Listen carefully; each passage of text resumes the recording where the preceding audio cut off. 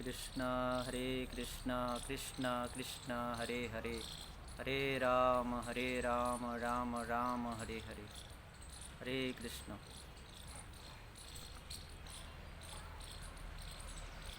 ओमज्ञानतिमिरान्धस्य ज्ञानाञ्जनशलाकया चक्षुरुन्मिलितं येन तस्मै श्रीगुरवे नमः। श्रीचैतन्यमनोभीष्टं स्थापितं येन भूतले स्वयं रूपः कदा मह्यं ददाति स्वपदान्तिकं। वन्देऽहं श्रीगुरु श्रीयुतपदकमलं श्रीगुरून् वैष्णवांश्च श्रीरूपं सग्रजातं सहगणरघुनाथान्वितं त्वं सजीवं साद्वैतं सावधूतं परिजनसहितं कृष्णचैतन्यदेवं श्रीराधाकृष्णपादान् सहगणललिता श्रीविशाखान्वितांश्च। नमो विष्णुपादाय कृष्णपृष्ठाय भूतले श्रीमते भक्तिवेदान्तस्वामिनिति नामिने।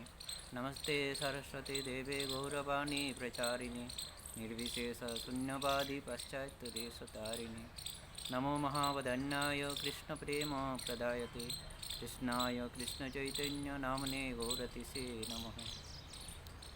पंचतत्त्वात्मकं कृष्णं भक्तरूपस्वरूपकं भक्तवतारं भक्तैक्यं नमामि भक्तशक्तिकं।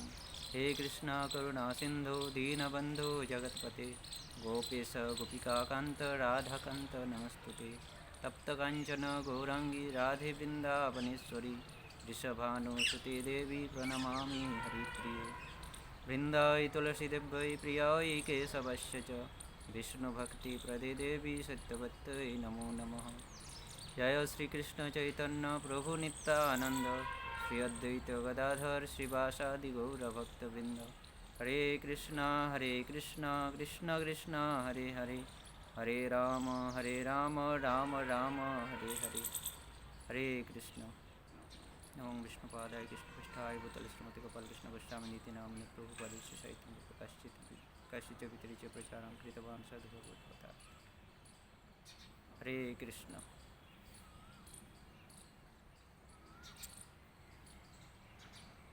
तो हम देखते हैं कि विभिन्न शास्त्र, विभिन्न पुराण आदि में विभिन्न प्रकार के व्रत, विभिन्न प्रकार के त्योहारों का वर्णन किया हुआ है, वर्णन मिलता है वहाँ पर। जिसमें विभिन्न प्रकार के व्रत, कार्तिक व्रत जैसे हम लोग पालन करते हैं, विभिन्न प्रकार के व्रत की महिमा, विभिन्न प्रकार के त्योहारों की महिमा, ये सब पुराणों में, शास्त्रों में विभिन्न प्रकार से बहुत सुंदर तरीके से वर्णन किया है और इनके महत्व का वर्णन किया गया है। इसको पालन करने से क्या फल होता है। तो हम लोग गौड़ीय वैष्णव साधारणतः कार्तिक व्रत, दामोदर व्रत, कार्तिक व्रत को ज़्यादातर विशेष ध्यान देते हैं, जो कि कार्तिक महीना का व्रत है। इसको विशेष करके पालन करते हैं, ज़्यादा जप करते हैं। उस समय सुबह जल्दी उठते हैं, तुलसी महारानी की सेवा, भगवान की सेवा, गुरु वैष्णवों की सेवा इत्यादि विभिन्न प्रकार के पुण्य कर्मों में हम लोग दामोदर महीना में करते हैं। दीपदान करते हैं, भगवान को प्रदीप दान। तो इस प्रकार से विभिन्न व्रतों का वर्णन शास्त्रों में मिलता है। तो ये जो व्रत हम पालन करते हैं, ये सिर्फ और सिर्फ हमें अपने आध्यात्मिक प्रगति के लिए करते हैं। हम इस भौतिक संसार में रहकर किस प्रकार से आध्यात्मिक प्रगति कर सकें, इसके लिए ये सब व्रतों की महिमाओं का वर्णन शास्त्रों में किया है। विशेष करके साल में 3 महीना, कार्तिक महीना, माघ महीना और वैशाख महीना, इन तीनों महीनों का जो महिमा है, ये विशेष करके शास्त्रों में वर्णन किया गया है। खास करके 3 महीने का, कार्तिक महीना, माघ महीना और वैशाख महीना, इन 3 महीनों की महत्वों का वर्णन शास्त्रों में बहुत ही सुंदर तरीके से किए हैं। और पूर्वतन आचार्यों ने भी यह बताए हैं इस महिमा का क्या महत्व है, दामोदर कार्तिक महीना का क्या महत्व है, माघ महीना का क्या महत्व है, वैशाख महीना का क्या महत्व है। तो हम लोग साधारणतः कार्तिक महीना के ऊपर विशेष ध्यान देते हैं। उस समय हम लोग ज़्यादा जप करते हैं, दीपदान इत्यादि जैसे भगवान को संतुष्ट करने वाले कर्म हम लोग करते हैं, तुलसी में जलदान, तुलसी परिक्रमा इत्यादि। तो ठीक उसी प्रकार माघ महीना भी बहुत महत्वपूर्ण है हमारे लिए, और इससे भी ज़्यादा महत्वपूर्ण है ये वैशाख महीना। ये जो अभी चल रहा है वैशाख महीना, जो कि 14 अप्रैल से शुरू होता है, 14 अप्रैल से लेकर 14 मई तक ये वैशाख महीना का प्रभाव रहता है। वैशाख महीना को माधव महीना कहा जाता है। जैसे हम शरीर के 12 अंगों में जो तिलक लगाते हैं, वो उसमें 12 अंगों में 12 भगवान के 12 नामों का हम लोग उच्चारण करते हैं। तो उसी प्रकार ठीक साल में जो 12 महीना होता है, तो ठीक हम जो तिलक लगाने के लिए जिन नामों को व्यवहार करते हैं, वही भगवान के वही नाम या वही भगवान इन महीनों में विराजमान करते हैं। अधिष्ठात्री देवता होता है, हर महीने के एक अधिष्ठात्री देवता रहते हैं। जैसे हम लोग तिलक धारण करते हैं कप मस्तक में, ललाट में केशवाय नमो, नारायणाय नमो, माधवाय नमो, गोविंदाय नमो, विष्णवे नमो, मधुसूदनाय नमो, त्रिविक्रमाय नमो, वामनाय नमः, श्रीधराय नमः, ऋषिकेशाय नमो, पद्मनाभाय नमः, दामोदराय नमो। तो ये दामोदर कौन सा महीना? कार्तिक महीना, दामोदराय नमः। केशव कौन सा महीना? माघ महीना। माधव वैशाख महीना। वैशाख महीना के अधिष्ठात्री देवता कौन है? माधव। ये वैशाख महीना माधव जी का अत्यंत प्रिय महीना है। माघ महीना केशव का अत्यंत प्रिय महीना है। और दामोदर, कार्तिक महीना दामोदर का अत्यंत प्रिय है, क्योंकि यह कार्तिक महीना श्रीमती राधा रानी की महीना है। कार्तिक, कीर्तिदा सुंदरी की पुत्री कार्तिका के नाम से यह कार्तिक महीना नामकरण हुआ है इस महीना का। इस प्रकार से जिस प्रकार भगवान श्री कृष्ण कार्तिक महीने के बारे में चर्चा किए हैं, कार्तिक महीने की महिमाओं का वर्णन किए हैं भगवान श्री कृष्ण श्रीमती राधा रानी के पास, कि यह कार्तिक महीना भक्तों के लिए बहुत ही महत्वपूर्ण है। ठीक उसी प्रकार श्रीमती राधा रानी भी माधव के लिए वैशाख महीना अत्यंत महत्वपूर्ण बताई है। श्रीमती राधा रानी कहते हैं कि जो भक्त इस वैशाख महीना में विभिन्न प्रकार के पुण्य दान व्रत आदि करेंगे, उनको क्या श्रीमती राधा रानी कह रही हैं, उनको वैकुंठ लोक प्राप्ति होगी। तो आज हम लोग इस वैशाख महीना, पुण्य वैशाख महीना के संक्षिप्त महात्म्यों के बारे में श्रवण करेंगे। इसका वर्णन विष्णु पुराण में विस्तार से किया गया है। विष्णु पुराण में अध्याय 1 से अध्याय 25 तक वैशाख महीनाओं का वर्णन है। उसमें वैशाख महीनाओं का क्या महिमा है, इसका वर्णन विष्णु पुराण में अध्याय 1 से लेकर अध्याय 25 तक वर्णन किया गया है। तो इतना महिमान्वित है ये वैशाख महीना। तो चलिए हम लोग देखते हैं कि इस वैशाख महीना में हमें क्या करना चाहिए, क्या नहीं करना चाहिए, और क्या करने से हमें पुण्य फल प्राप्त होता है, हम कैसे आध्यात्मिक प्रगति कर सकते हैं। इस भौतिक जगत में रहकर, इस कलियुग के कली रूपी सर्प के मुखों के अंदर रहकर हम लोग किस प्रकार से आध्यात्मिक प्रगति कर सकते हैं। तो एक बार की बात है, अम्बरीश महाराज को हम सब बहुत अच्छे से जानते हैं।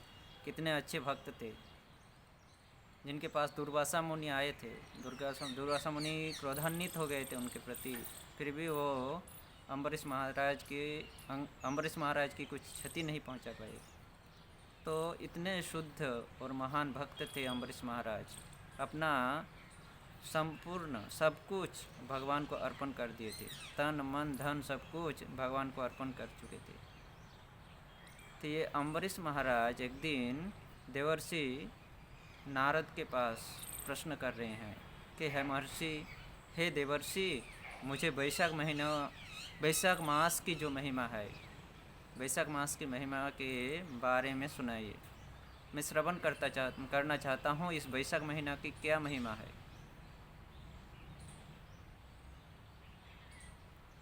तो नारद मुनि कहते हैं कि हे अम्बरीश, भगवान विष्णु माता लक्ष्मी को इस महीने के बारे में जिस प्रकार वर्णन किया था, उस वर्णन को ब्रह्मा जी ने मुझे जिस प्रकार सुनाया, ठीक उसी प्रकार से मैं आपको श्रवण कराऊंगा। क्या कह रहे हैं नारद? लक्ष्मी जी को भगवान विष्णु जिस प्रकार वैशाख मास की महिमा के बारे में सुनाए थे, और ब्रह्मा जी मुझे वैशाख महीना के बारे में जिस प्रकार से सुनाए थे, ठीक उसी प्रकार मैं, नारद बोल रहा है, ठीक उसी प्रकार मैं अम्बरीश महाराज को कह रहे हैं नारद मुनि, उसी प्रकार मैं आपको इस महीना के बारे में श्रवण कराऊंगा। नारद मुनि अभी वर्णन करते हैं। उन्होंने एक उदाहरण प्रस्तुत करते हैं सर्वप्रथम कि जिस प्रकार एक माता अपने शिशु की सारी इच्छाओं को पूरी करने के लिए तत्पर रहती है, चाहे वो शिशु कितना ही चंचल क्यों न हो, कितना ही नटखटपना क्यों न हो, परंतु वह माता का हृदय हमेशा वो शिशु की स्नेह में लगा रहता है। किस प्रकार से उसकी अच्छे से देखभाल किया जाए, किस प्रकार से उनकी सारी इच्छाओं को पूरा किया जाए ताकि उनको दुख या चोट न पहुँचे। नारद मुनि कह रहे हैं ठीक उसी प्रकार भगवान श्री कृष्ण भी उनके भक्तों के लिए हमेशा तत्पर रहते हैं कि किस प्रकार से उनके भक्त इन भव समुद्र से पार करके वैकुंठ को प्राप्त करें। इसलिए भगवान श्री कृष्ण ने, नारद मुनि कह रहे हैं, इसलिए भगवान श्री कृष्ण ने हमारे लिए, हम इस भौतिक जगत से आध्यात्मिक जगत की ओर बढ़ सकें, इसके लिए उन्होंने विभिन्न प्रकार के व्रतों को हमारे सामने उपस्थित किए हैं, उनकी महिमाओं को उपस्थित किए हैं। दामोदर व्रत इत्यादि जैसे महान महान व्रतों को स्थापित किए हैं। ठीक उसी प्रकार ये वैशाख महीना का वैशाख व्रत भी हमारे जीवन के लिए अत्यंत महत्वपूर्ण है। तो अम्बरीश महाराज को भी कह रहे हैं नारद मुनि की इस महीना में क्या करना चाहिए। वैशाख महीना में दान के बारे में विस्तार से चर्चा किया गया है। क्या दान करना चाहिए, किस प्रकार से दान करना चाहिए, किनको दान करना चाहिए। नारद मुनि अम्बरीश महाराज को बता रहे हैं, सर्वप्रथम वैशाख महीना में जल दान के बारे में विशेष वर्णन किया गया है। जल दान के अत्यंत महत्वपूर्ण है। यह वैशाख महीना क्या होता है, गर्मी का मौसम होता है। उस समय सूरज की प्रखर जो ताप है वो बहुत प्रखर होता है, तेज होता है सूरज की ताप। इसलिए ज़्यादातर स्थानों में पानी की कमी होती है, पानी की समस्याएं उत्पन्न होती है इस महीने में, वैशाख और ज्येष्ठ महीना में। तो और सूरज की तीव्र तेज के कारण, धूप की तेज ज़्यादा रहने के कारण गर्मी ज़्यादा रहती है और इससे हमें बहुत तकलीफ़ होता है, हमें बहुत तकलीफ़ पहुंचता है। इसलिए अगर हम उस समय थोड़ा शीतल जल, शीतल छाया, इस प्रकार की वस्तुएं, शीतल वस्तुएं अगर हमको प्राप्त होता है तो हम बहुत संतुष्ट होते हैं। इसलिए इस वैशाख महीना में शीतल जल, कुंभ में जल रखकर, कुंभ यानी मिट्टी का जो कलश होता है, मिट्टी का कलश अत्यंत ठंडा होता है। अभी तो फ्रीज हो गया है, फ्रिज से निकाल दो, ठंडा मिलता है, परंतु यहाँ नारद मुनि बता रहे हैं कुंभ में जल रखकर उस शीतल जल को अगर किसी पथिक, किसी पथश्रम व्यक्ति को, किसी पथिक को रास्ते के किनारे, हम देखते हैं कहीं कहीं यह गर्मी के मौसम में बहुत जगहों में हम देखते हैं बहुत लोग जल दान करते हैं। तो ये विष्णु पुराण में वर्णन है, नारद मुनि इसका वर्णन कर रहे हैं कि जलदान, इस समय कुंभ में जल रखकर वो शीतल जल व्यक्तियों को प्रदान करना चाहिए, व्यक्तियों को पिलाना चाहिए, जलदान।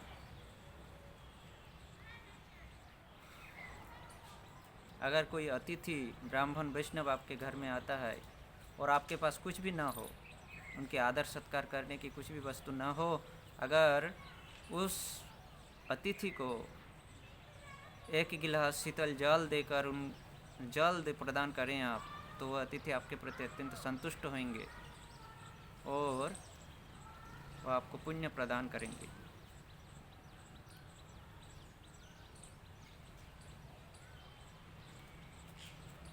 इस प्रकार से हम बहुत जगह देखते हैं ये जलदान बहुत ही महत्वपूर्ण है, खास करके इस वैशाख महीना में।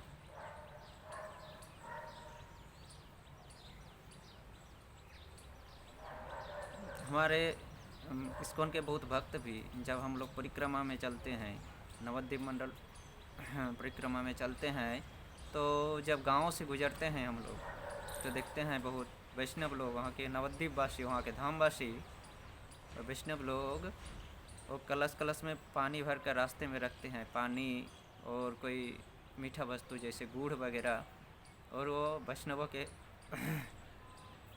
हाथ में देते हैं वो ठंडा जल, ठंडा पानी और गुड़।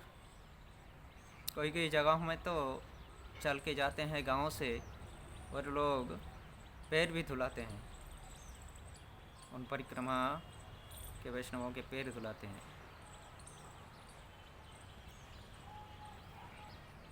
एक बार देख रहा था, हम नवद्वीप से जा रहे थे, नीलांबर चक्रवर्ती के वहाँ आ रहे थे हम लोग परिक्रमा करते हुए, लास्ट दिन का समय था, नीलांबर चक्रवर्ती बेलपुकुर।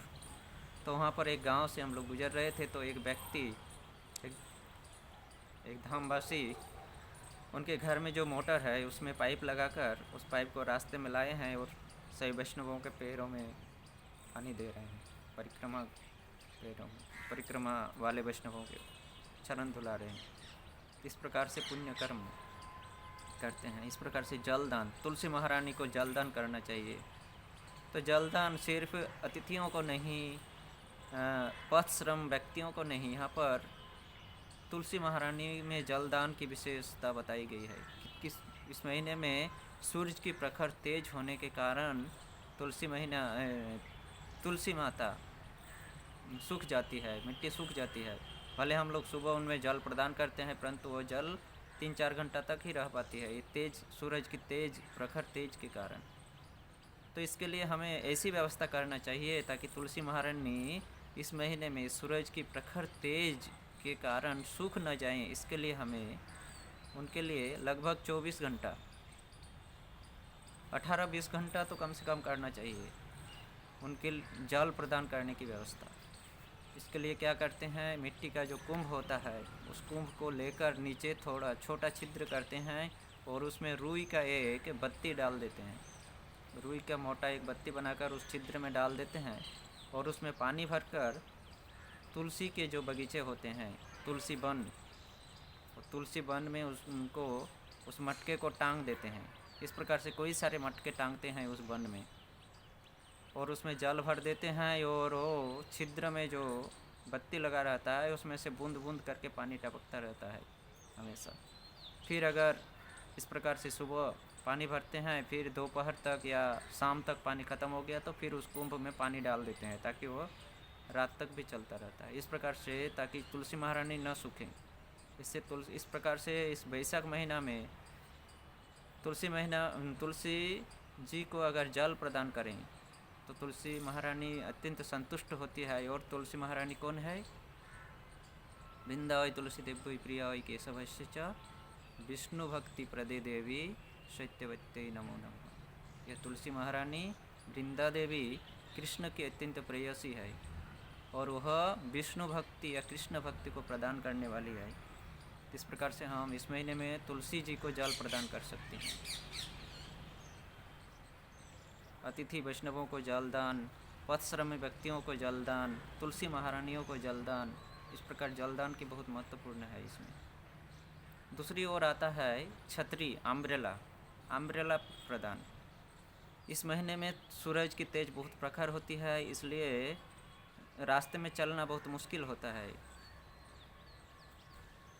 तो इसके लिए अगर कोई किसी वैष्णव को, किसी ब्राह्मण को अम्ब्रेला, छतरी प्रदान करते हैं ताकि वो रास्ते में जा सकें, ब्राह्मण लोग जा सकें उस रास्ते में, उस छतरी को लेकर धूप को ढक के अपने शरीर में छाया प्रदान करके, इसके लिए उनको छतरी दान किया जाता है।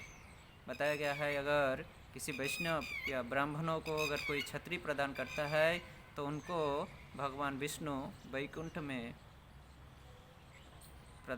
प्रदान करते हैं, वैकुंठ में स्थान प्रदान करते हैं, यानी भगवान विष्णु के साथ हम रह सकते हैं। पादुका प्रदान। अत्यंत धूप होने के कारण मिट्टी बहुत गर्म हो जाती है, इसलिए चलना मुश्किल होता है इस वैशाख महीना में गर्मी के कारण। तो अगर हम किसी ब्राह्मण वैष्णव को पादुका, जूता इत्यादि प्रदान करते हैं तो वो ब्राह्मण हमारे प्रति अत्यंत संतुष्ट होते हैं, वो वैष्णव हमारे प्रति अत्यंत संतुष्ट होते हैं। और इससे क्या होता है, विष्णु पुराण में वर्णन कर रहे हैं कि अगर हम इस वैशाख महीना में, इस गर्मी के मौसम में वैशाख महीना में किसी ब्राह्मण वैष्णव को हम पादुका प्रदान करते हैं तो उस पादुका प्रदान करने वाले व्यक्ति को कभी नरकगामी नहीं होना पड़ता है, ये हम लोग नहीं जाना पड़ेगा, नरक यंत्रणा नहीं भोग करना पड़ेगा। इस प्रकार जल दान, छतरी, अम्ब्रेला दान, पादुका दान, वस्त्र दान,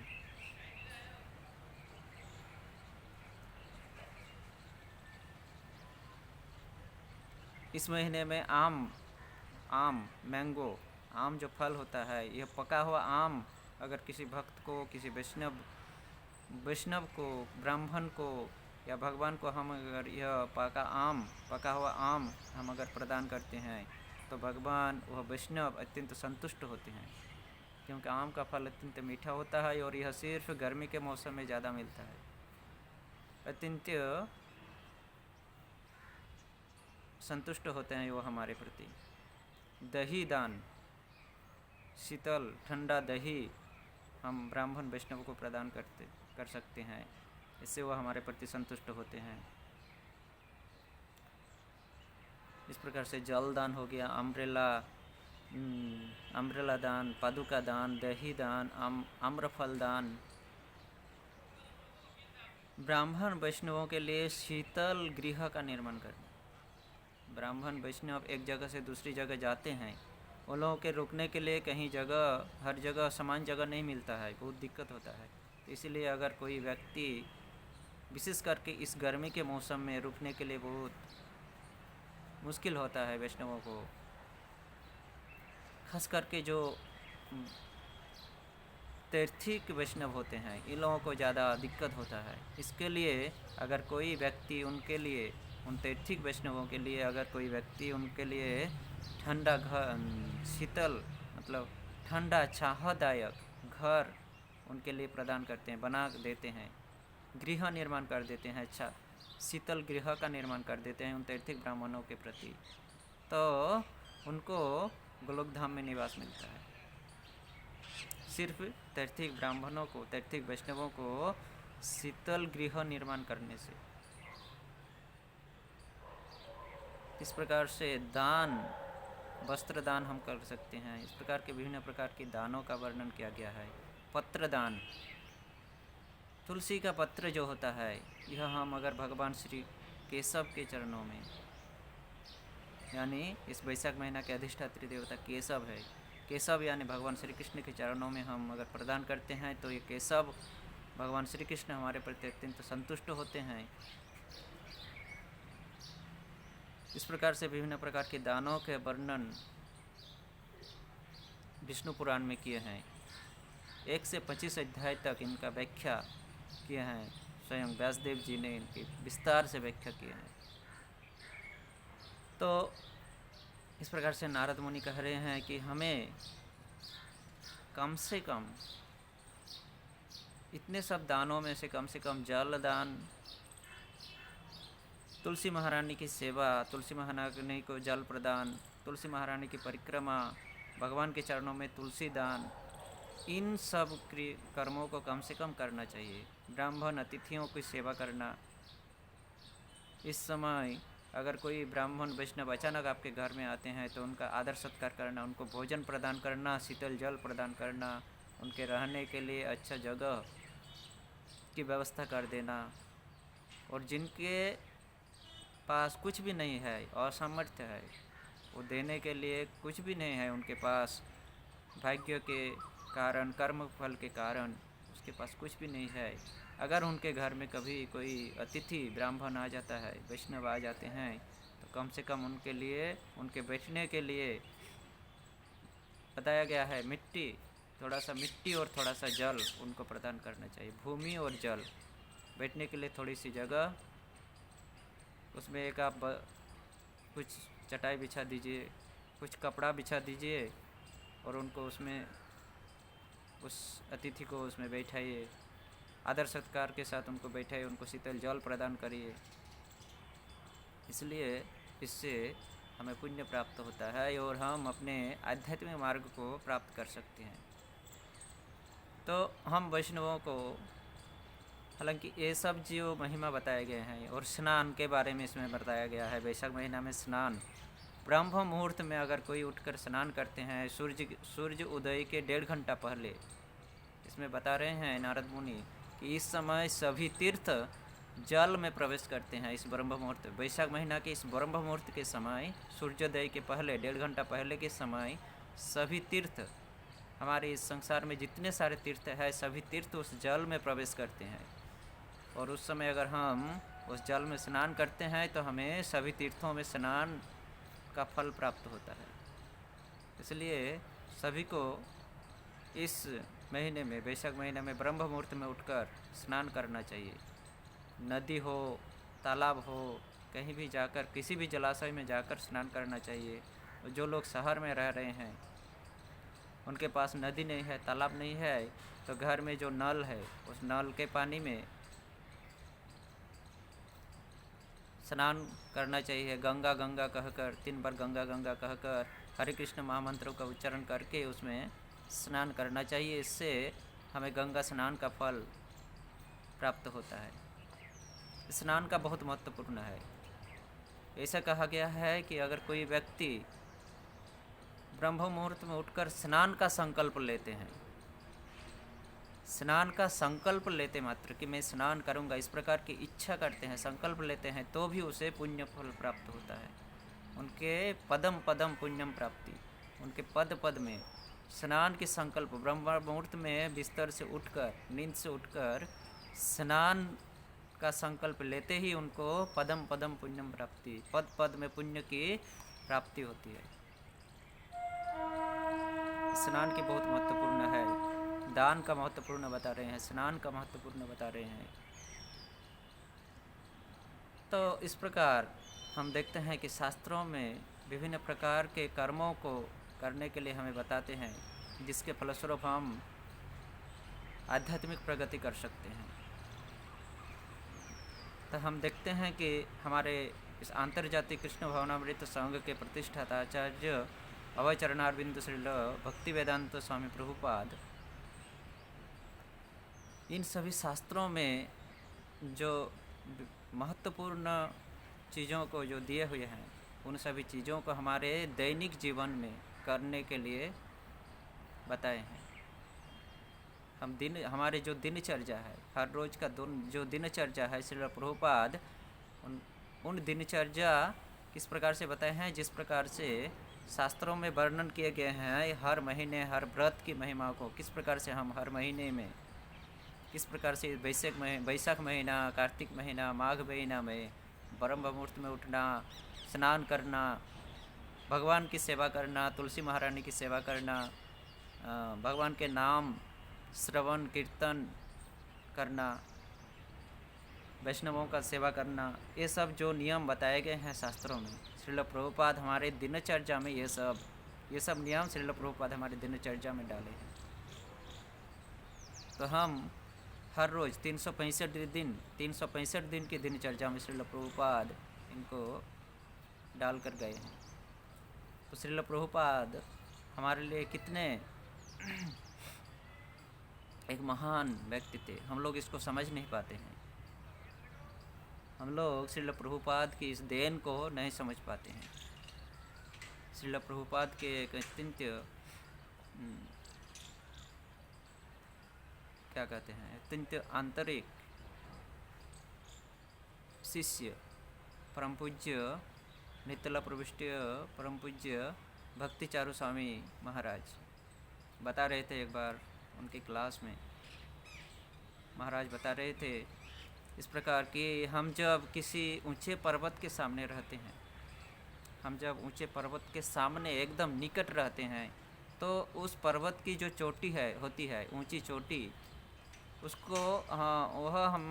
उसका हम मालूम नहीं कर पाते, अनुभव नहीं कर पाते हैं कि यह चोटी कितनी ऊंची है, यह पर्वत का शिखर कितना ऊंचा है। अगर हम उस पर्वत में विराजमान है, उस पर्वत के निकट, उस पर्वत के ऊपर हम विराजमान है, तो उसकी ऊंची चोटी को हम अनुभव नहीं करते हैं कि ये कितना बड़ा है, ये चोटी कितनी ऊंचाई है इसकी। परंतु हम उस पर्वत से जैसे धीरे धीरे नीचे चलते जाते हैं, दूर चले जाते हैं, जितना दूर हम उस पर्वत से जाते हैं उसकी उस चोटी की ऊंचाई हम उतना अनुभव होता है हमें। ठीक उसी प्रकार ये जो महान वैष्णव लोग होते हैं, भगवान के जो महान अनुयायी है, इन लोगों के सामने हम लोग निकट जब हम लोग रहते हैं तो हम लोग समझ नहीं पाते हैं कि ये कितने महिमा है इनके अंदर। महाराज बता रहे थे कि ठीक उसी प्रकार हम अभी श्रील प्रभुपाद के अत्यंत निकट है। प्रभुपाद हमारे निकट नहीं है, फिर भी हमारे निकट है, हम उनके निकट है। किसके माध्यम से? उनके द्वारा दिए गए देनों के माध्यम से, उनके वाणी, उनके द्वारा दिए गए नियम, उनके द्वारा दिए गए उनके हाथों से लिखे गए ग्रंथ, इन सबों के माध्यम से हम लोग अनुभव कर रहे हैं कि श्रील प्रभुपाद अभी भी हमारे सामने प्रकट है। इन सबों के माध्यम से, उनके वाणी के माध्यम से, उनके ग्रंथों के माध्यम से, उनके उपदेशों के माध्यम से श्रील प्रभुपाद अभी भी हमारे सामने प्रकट है और हम उनके सामने निवास कर रहे हैं। परंतु महाराज बता रहे थे, परंतु कालों के प्रभाव से हम अगर कभी इन चीज़ों से दूर हटते जाएंगे, दूर चले जाएंगे, तो श्रील प्रभुपाद की महिमा को हम समझ पाएंगे। हम अंदर रहकर, इसके निकट रहकर श्रील प्रभुपाद कितने महिमान्वित पुरुष थे, व्यक्ति थे, इसको हम लोग समझ नहीं पाते हैं, समझने का कोशिश नहीं करते हैं। तो ठीक उसी प्रकार ये जो शास्त्रों में वर्णन किए गए हैं विभिन्न प्रकार के नियमों का, व्रतों का, एक एक महीने के नियमों का, व्रतों का, तो श्रील प्रभुपाद हमारे लिए, हम ताकि आध्यात्मिक प्रगति में उन्नति कर सकें, इसके लिए श्रील प्रभुपाद हमारे 365 दिन के दिनचर्या में इसको डाल कर गए हैं।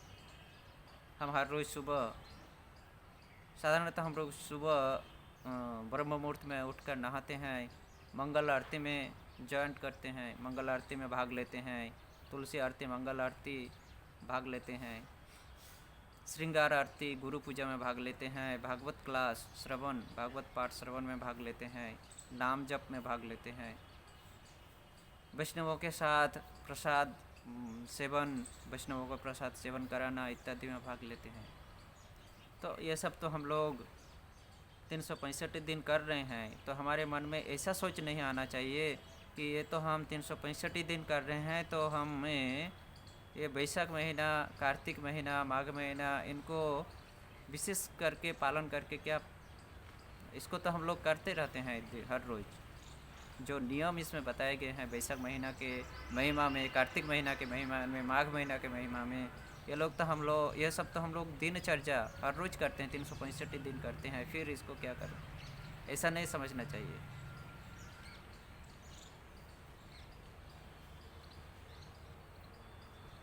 वैशाख महीना में ये सब करना महत्वपूर्ण है। हम हालांकि ये सब कर रहे हैं, फिर भी इस महीना में इस महीना में अत्यंत महिमान्वित है भक्तों के लिए। केशव की महीना है ये वैशाख महीना, इसलिए हमें और ज़्यादा हम जो हर रोज़ जो कर रहे हैं उसको और ज़्यादा, उसको और बढ़ाकर करना चाहिए।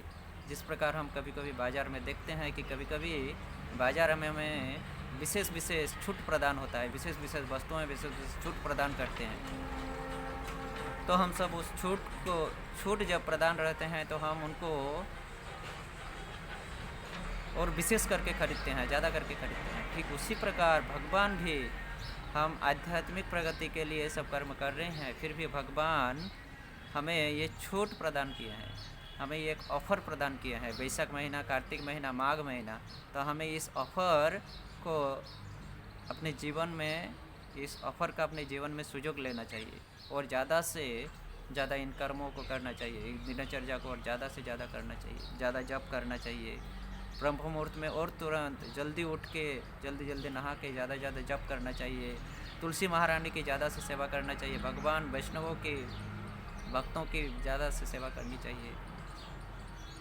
इससे और कुछ नहीं, हमारी स्वीकृति बढ़ेगी और हम आध्यात्मिक प्रगति कर सकेंगे। और इस प्रकार से इन दिनचर्या को करते हुए, इस प्रकार से नियमों का पालन करते हुए हम एक दिन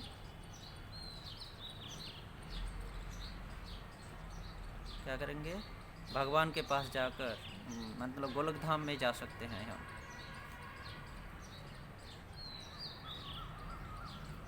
इस प्रकार से वैशाख महीना, ये महीना अत्यंत महत्वपूर्ण है सभी के लिए।